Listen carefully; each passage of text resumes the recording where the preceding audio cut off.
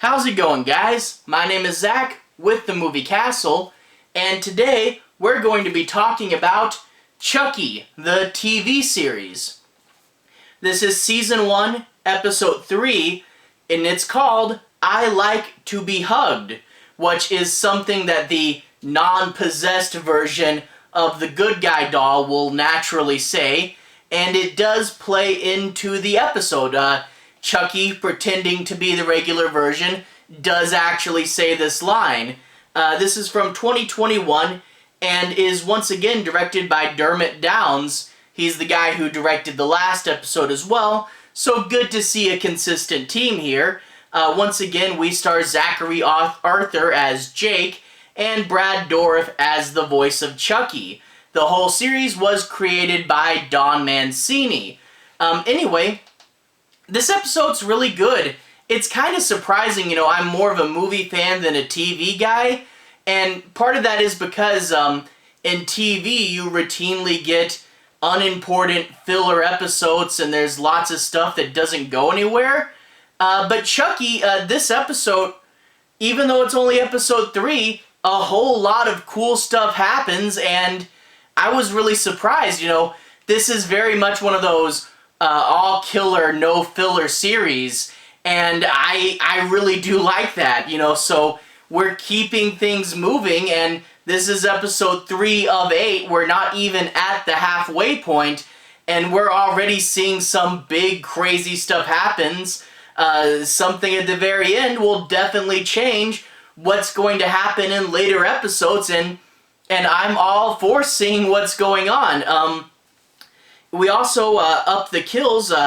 The first 2 episodes only had 1 kill each. There are 3 this time around, so that's even better. But yeah, this is the temptation episode in the first half. This is Chucky whispering in Jake's ear, and you really wondering if he's going to go through with it. And then the second half is Chucky with the mayor's younger daughter, and it's, the classic Chucky with a young kid who doesn't know any better, and overall, both some really good stuff, and the mayor's house section does lead to a cool climax, so that's really good as well.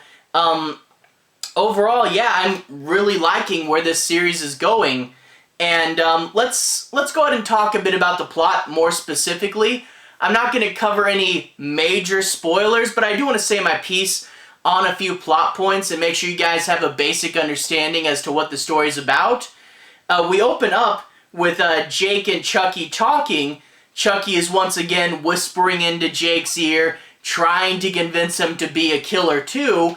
And after Halloween night, in the last episode, spoilers for episodes 1 and 2 by the way, in the last episode, the cousin's girlfriend, the mayor's oldest daughter, she dressed up like Jake's dead father for Halloween, which was super insensitive, and that might be the spark needed to push Jake over the edge. He's thinking about it and getting advice on how to do crime from Chucky, so really cool to see Chucky giving this kid advice. You want to cover your tracks, you want to be alone, you want to figure out their patterns, and you do get to see Jake not really sure if he can just jump in and do it, but he's, taking the tentative baby steps. He's following her, he's starting to get to know what she does, so he's doing a little bit of stalking, but he also goes to the garage and he's looking and seeing, can he do it? He's picking up weapons and seeing, what his weapon will be.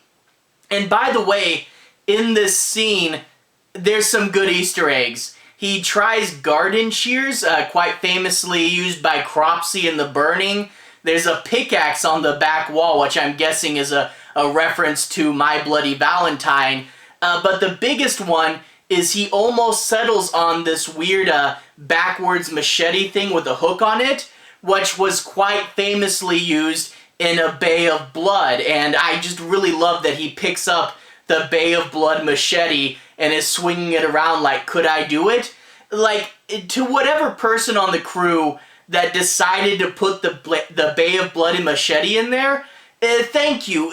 I just want to say, we notice and we appreciate the little things like this, so I really love that they did the Bay of Blood Easter egg. You know, it's a slasher TV show, great to pay homage to slasher history.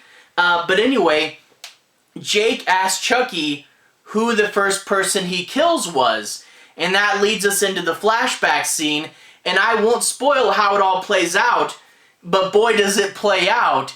And it's a really interesting flashback, and I'm guessing there's going to be more after this too, but really, it's a lot. But he asked who the first person he kills was, and we also get a flashback scene to little Chucky's birthday party, and you get to see things like he knocks the piñata out of the tree and then continues to beat it like he's Negan or something. And you see him like cutting his own birthday cake and joyfully stabbing into it. Great little messed up kid there, you know. So the flashback is pretty cool, but I'm not going to go any farther than that. Anyway, while he's in the garage looking at weapons, Jake, the girl, the mayor's oldest daughter, comes in and apologizes. You see, his cousin said, "Boy, that was messed up. You know, that's my uncle, right? It's not just Jake's father. That's his uncle you were mocking. You know, that's someone related to him." You know, he's like, "That's super messed up. You got to apologize." And also, although we haven't seen the ramifications of this yet, the school counselors show the mayor and Jake's foster parents the video of her doing this at the party. So she's going to get in trouble for that pretty soon.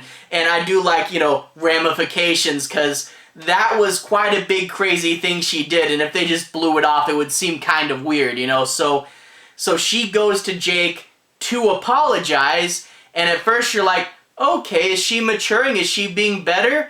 But then you find out that, you know, two things. A, she just wants her boyfriend off her back.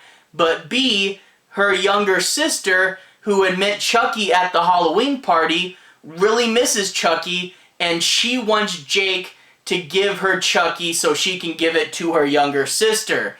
And Jake's like, "I thought you were being cool, but you just wanted something from me," you know? So they pull this thing with this character. You think she's gonna be a little better, but nope, she's just trying to get the thing that she wants, you know? So yeah, there's that. And he goes and he talks to Chucky, and he says, "Hey, if you don't think you have the guts to kill her yourself, let me do it. Give her what she wants. Give Chucky to the younger sister, and you won't be directly involved, but you're somewhat involved in the murder if you set it up, you know?" So it's sort of a baby step for Jake. So Jake gives the younger sister the doll, and now Chucky is at the mayor's house, and, you know, he's gonna plan to get his revenge. But before all that can happen, the mayor's parents are at, or the mayor's daughter, her parents are at the HOA meeting finding out what their daughter is doing, and while they're gone, she's throwing a party. They do one of those silent discos where everyone's wearing headphones and they're dancing around, but if you're not wearing the headphones, you can't hear the music. And do people really party this much? I don't know. When I was in school, I never partied this much, but we just had a Halloween party, and these kids are partying again. Also, everybody but poor Jake is invited to this party. Even the podcaster kid shows up, and you're like, wow, they really are having a party with everybody but me. So there's a party, there's more people running around, and that's going to throw a monkey wrench into Chucky's murder plot, because now there's a lot more witnesses, and if things heat up, they're going to really heat up. Also, the podcaster kid, you know, he's paying more attention to Jake, but we find out that he's recording conversations because he knows his mom suspects Jake, and now he is trying to prove Jake's innocence. So him and his mom are sort of, you know, coming at odds with each other, and the mom's like, something's bad with him, don't hang out with him. And he's like, I'll prove his innocence. So I'm curious to see where all this goes, you know. But anyway, yeah, so the party starts. I won't go any farther than that. But of course, crazy stuff happens, and yeah, crazy stuff happens. You know, this is one of those things, you know, so many series are afraid to keep going. So many TV shows go so slow and not enough happens and there's so much filler. But like I said, all killer, no filler. This thing is moving along at a pretty fast clip. And, you know, we're not even at the halfway point. This is going to be 8 episodes and this is only 3. And already some pretty big stuff are happening. And that's sending questions into my head, making me wonder about the next couple episodes, what a show should do. And overall, I'm really looking forward to Tuesdays, you know, sitting up at night watching this show, and, you know, I'm thinking about all sorts of things, you know. I'm thinking about where the characters' new places are, how much of a mad dash, you know, this series might be, you know. Will Chucky be running around and doing crazy stuff from here on out? Are we still gonna get any downtime with this series, you know? And I'm wondering, you know, what if they're moving fast? Because, you know, they have a lot to put in towards the end. Are the old characters, are they about to show up? I'm thinking they might pretty soon, but I really like our current characters, so I hope they integrate well. I don't want them to push the old characters aside.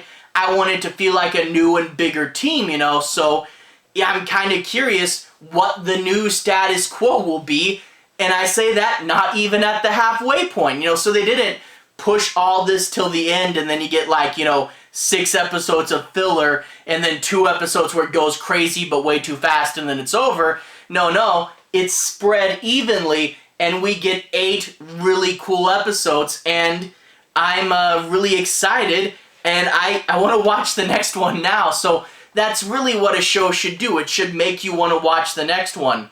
I'm also covering the Day of the Dead show, and like the Day of the Dead show, I'm like, I guess I'll watch this. And it's like the exact opposite feeling as I have for the Chucky show. The Chucky show, I'm just really into, and I'm really wanting to watch it as soon as it comes out. So yeah, night and day, man. And yeah, I really do love this show, and I'm eager to watch the next one, you know. I'm hoping, I don't know if this is a mini-series or if it's going to get multiple seasons.